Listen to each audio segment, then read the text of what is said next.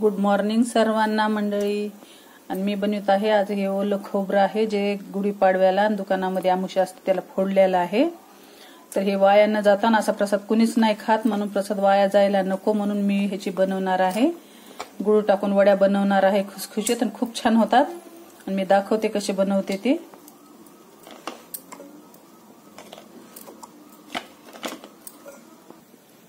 आता मी ह्याच्यामध्ये टाकणार आहे साजूक तूप.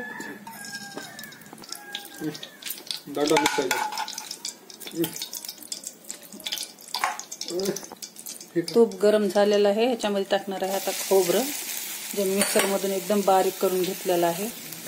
आणि अशा प्रकारे चांगलं आपल्याला लालसर होईपर्यंत गॅसवर असं भाजून घ्यायचं आहे. असं चांगला गुलाबी होईपर्यंत खरपूसल्याने भाजलेला आहे मी. ह्याच्यातलं एकदम पाणी सगळं सुकून गेलेलं आहे, बिलकुल पाणी नाही राहिलेलं. बघा कसा भुरभुरा झालाय. आता आपण ह्याला एका बाउल मध्ये काढून घेऊ. बघा अशा प्रकारे खीस भाजून घ्यायचा. ह्याच्या पाणी बिलकुल नाहीये. म्हणलं आपले महिनाभर बी ही चक्की ह्याच्या वड्या खोबऱ्याच्या खूप छान राहतात. आता आपण कढईमध्ये टाकूया गूळ आणि उगत थोडस नकळत पाणी. आता ह्याचा पाक बनवून घ्यायचा आहे आपल्याला.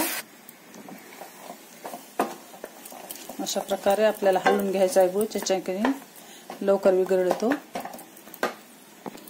आणि आपला पाक असा तयार झालेला आहे. आता आपण ह्याला बघायचं आहे आपला पाक तयार झालाय की नाही ते. थोडस थंड पाण्यामध्ये आपण हे पाक असा टाकून घेणार आहोत. आणि हे बघा ह्याची अशी गोळी झाली पाहिजे, जेणे की आपला गुळाचा पाक तयार झालेला आहे. आता आपण ह्याच्यामध्ये हे खोबरं टाकून दिलेलं आहे. आता ह्याला मिक्स करून घेऊया.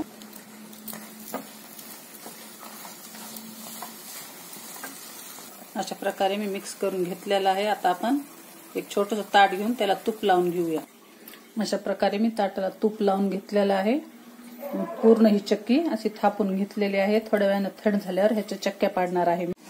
हे बघा अशा प्रकारे हे वड्या पाडून घेणार आहे.